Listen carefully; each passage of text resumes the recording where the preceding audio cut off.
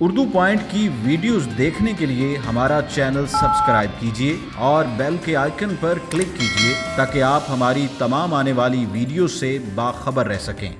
अस्सलाम वालेकुम नाज़रीन, आप देख रहे हैं उर्दू पॉइंट। मैं हूं आपका मेज़बान मियां आसिफ। नाज़रीन, कसूर की तहसील चूनिया के अंदर एक दर्दनाक वाक़या पेश आया, जहां पर एक नहीं दो नहीं तकरीबन 5 बच्चे जिनको अगवा के बाद कत्ल कर दिया गया। इस वक्त मैं मौजूद हूं अली हुसनैन के घर, जिसकी उम्र तकरीबन 10 साल के करीब थी, जिसके अभी सिर्फ कपड़े ही मिले हैं। इस वक्त उस बच्चे के वालिद मेरे साथ मौजूद, इनसे बात करते हैं। जी अस्सलाम वालेकुम। वालेकुम सलाम जी, पहले तो मुझे ये बताइएगा, आपका बच्चा गुम कैसे हुआ? मेरा बच्चा जी गुम होया उधर जी। मैं ना असी आ रहे सा प्यो पुत्र, मैनू आदा पापा तू घर चल ते मैं आ जाना। बस उस तो बाद नहीं आ घर। ਕਿਹੜੀ ਜਗ੍ਹਾ ਤੇ ਉਸ ਟਾਈਮ ਮੌਜੂਦ ਸੀ ਤੁਸੀਂ? ਅਸੀਂ ਅੱਡੇ ਦੇ ਵਿੱਚ ਸਾਂ। ਅੱਛਾ, ਅੱਡੇ ਦੇ ਵਿੱਚੋਂ ਗੁੰਮ ਹੋ ਗਏ। ਹਾਂਜੀ, ਆਗਾ ਤੇ ਫਿਰ ਨਾ ਚੌਕ ਵਾਲਾ ਰਾਹ ਆਂਦਾ ਹੈ, ਉਹ ਤੋਂ ਉਹਦੇ ਤੋਂ ਕੋਲੋਂ ਹੀ ਨਾ ਗੁੰਮ ਹੋ ਗਿਆ ਸੀ। ਤੁਹਾਨੂੰ ਕਿੰਨੀ ਦੇਰ ਬਾਅਦ ਪਤਾ ਲੱਗਾ ਬੱਚਾ ਗੁੰਮ ਹੋ ਗਿਆ? ਅਸੀਂ ਜੀ ਸ਼ਾਮਾਂ ਬਾਅਦ ਨਾ ਢੂੰਡਣਾ ਲੱਭਣਾ ਸ਼ੁਰੂ ਹੋ ਗਏ ਸਾਂ।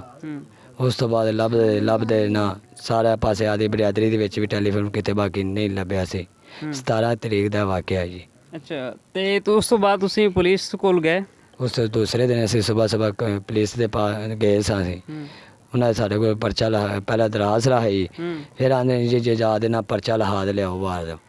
ਪਰਚਾ ਲਹਾ ਦੇ ਲਿਆਏ ਆ, ਉਹਨਾਂ ਦੇ ਰੱਖ ਲਿਆ ਦੇ ਕੋਲ। ਉਹਨੇ ਆਖਿਆ ਜੀ ਅਸੀਂ ਲਿਖ ਲਿਆ ਦੇ ਕੋਲ ਰੱਖ ਲਿਆ, ਤੁਸੀਂ ਜਾਓ ਘਰ ਬਸ। ਅੱਛਾ, ਉਸ ਤੋਂ ਬਾਅਦ ਸਾਨੂੰ ਅਸੀਂ ਜਾਂਦੇ ਰਹੇ। ਉਸ ਤੋਂ ਬਾਅਦ ਉਹਨੇ ਐਸਐਚ ਨੇ ਵੀ ਆਖਿਆ ਸਾਨੂੰ, ਦਾਤਾ ਸਾਹਿਬ ਵੇਖੋ ਤੇ ਫਲਾਣੀ ਤੁਸੀਂ ਵੀ ਲੱਭੋ ਤੇ ਅਸੀਂ ਵੀ ਲੱਭਨੇ ਆ। ਮੈਨੂੰ ਦੱਸੋ ਵੀ ਜੇ ਸਾਨੂੰ ਪੈਸੇ ਵੀ ਲੱਭਣਾ ਹੁੰਦਾ ਤੇ ਫਿਰ ਤੁਹਾਡੇ ਇਹਨਾਂ ਕੋਲ ਜਾਣਾ ਸੀ। ਅਸੀਂ ਲੱਭਦੇ ਰਹੇ, ਨਹੀਂ ਲੱਭਿਆ ਸਾਨੂੰ ਵੀ। ਅਸੀਂ ਫਿਰ ਦਰਾਜ਼ ਲਹਾਈਆਂ, ਪਰਚਾ ਲਹਾਇਆ, ਅਸੀਂ ਸਾਰਾ ਕੁਝ ਕੀਤਾ, ਬਾਕੀ ਨਹੀਂ ਲੱਭਿਆ ਸੀ ਸਾਨੂੰ। ਅੱਛਾ, ਤੁਹਾਨੂੰ ਐਸਐਚਓ ਜਿਹੜਾ ਮੁਤਲਕਾ ਥਾਣਾ ਹੈ ਉਹ ਤੁਹਾਨੂੰ ਕਹਿ ਰਹੇ ਨੇ ਕਿ ਦਾਤਾ ਦਾ ਦਰਬਾਰ ਜਾਓ ਜਾਂ ਲੱਭੋ ਜਾ। ਦਾਤਾ ਸਾਹਿਬ ਲੱਭੋ ਤੁਸੀਂ ਵੀ, ਉੱਥੇ ਬੱਚਾ ਨੱਸ ਨਾ ਗਿਆ ਹੋਵੇ, ਤੁਸੀਂ ਮਾਰਿਆ ਹੋਵੇ। ਮੈਂ ਕਿਹਾ ਜੀ ਅਸੀਂ ਬੱਚੇ ਨੂੰ ਕਦੀ ਨਹੀਂ ਮਾਰਿਆ, ਨਾ ਮੈਂ ਮਾਰਿਆ ਕਦੀ ਉਹਨੂੰ। ਮੇਰੇ ਨਾਲ ਆਂਦਾ ਬੱਚਾ ਮੇਰਾ, ਤੇ ਉੱਥੇ ਫਿਰ ਆਂਦੇ ਜੀ ਦਾਰਿਆਂ ਦੇ ਵਿੱਚ ਜੀ ਸਾਨੂੰ ਇੱਕ ਵਾਰੀ ਲੈ ਗਏ, ਉੱਥੇ ਵਹਾਦ ਲਿਆਏ। ਮੈਨੂੰ ਦੱਸੋ ਜੀ ਦਾਰਿਆਂ ਦੇ ਵਿੱਚ ਬੱਚੇ ਜਾਂਦੇ ਨੇ? ਮੈਨੂੰ ਦੱਸੇ। ਅੱਛਾ, ਇਹ ਦੱਸੋ ਕਿ ਉਹ ਬੱਚਾ ਪੜ੍ਹਦਾ ਵੀ ਸੀ? ਨਹੀਂ, ਬੱਚਾ ਮੇਰਾ ਪੜ੍ਹਦਾ ਨਹੀਂ ਸੀ, ਦਰਸ ਪੜ੍ਹਦਾ ਸੀ ਮੇਰੇ ਨਾਲ। ਇੱਥੇ ਮਸੀਤ ਆ ਨਾਲ ਮਸੀਤ ਹੈਗੀ ਸੀ, ਇੱਥੇ ਚਲਾ ਜਾਂਦਾ ਹੁੰਦਾ ਸੀ ਨਮਾਜ਼ ਪੜ੍ਹਿਆ ਦਾ, ਸਪਾਰਾ ਦੀ ਮਰਜ਼ੀ ਨਾਲ ਪੜ੍ਹਿਆ ਆਉਂਦਾ ਹੁੰਦਾ ਸੀ, ਨਹੀਂ ਜਾਂਦਾ ਸੀ। ਅੱਛਾ, ਕਿੰਨੇ ਭੈਣ ਭਾਈ ਸੀ? ਇਹ ਜੀ ਦੋ ਭਾਈ ਤੇ 2 ਭੈਣਾਂ ਨੇ ਬਸ। ਅੱਛਾ, ਇੱਕ ਇਹ ਵੱਡਾ ਮੇਰਾ ਬੇਟਾ ਸੀ ਜੀ, ਅਲੀ ਸੁਨੈਨ। ਸਭ ਤੋਂ ਵੱਡਾ ਅਲੀ ਹੁਸਨੈਨ ਹੈ? ਹਾਂਜੀ। ਅੱਛਾ, ਤੇ ਉਸ ਤੋਂ ਬਾਅਦ ਜਦੋਂ ਤੁਹਾਨੂੰ ਕਿੰਨੀ ਦੇਰ ਬਾਅਦ ਇਹ ਪਤਾ ਲੱਗਾ ਹੈ ਕਿ ਇਹ ਪੁਲਿਸ ਨੇ ਤੁਹਾਨੂੰ ਹੋਰਾਂ ਦੇ ਕੱਪੜੇ ਦਿੱਤੇ ਨੇ? ਹਾਂਜੀ, ਕੱਲ੍ਹ ਵਹਾਏ ਗਏ ਨੇ, ਕੱਲ੍ਹ ਰਾਤ ਵਹਾਏ ਨੇ ਉਹਨਾਂ ਨੇ ਕੱਪੜੇ ਸਾਨੂੰ। ਵਹਾ ਤੇਰੇ ਕੋਲ ਰੱਖ ਲਏ ਨੇ ਉਹਨਾਂ ਨੇ, ਆਦੇ ਕੋਲ। अच्छा, वो कपड़े थोड़े बच्चे देने?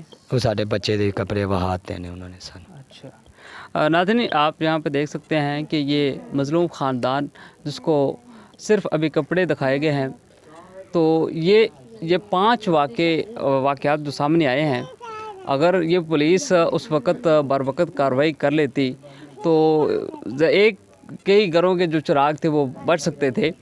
इस वक्त अगर मेरा कैमरामैन आपको दिखा सके तो हुसनैन की जो वालदा है वो गम से निडाल है। उनको अभी हॉस्पिटल से वापस लाया गया है और इनका यहाँ पर घर के अंदर कहराम मचा हुआ है। ये उनका सबसे बड़ा बेटा था, तो उनकी वालदा भी गम से निडाल है। और इस वक्त पूरे शहर के अंदर गम की जो फ़ज़ा है वो इस वक्त यहाँ पर चल रही है। हर घर के अंदर जहाँ हम जाते हैं, जहाँ देखते हैं, जहाँ पर कहराम मचा हुआ है।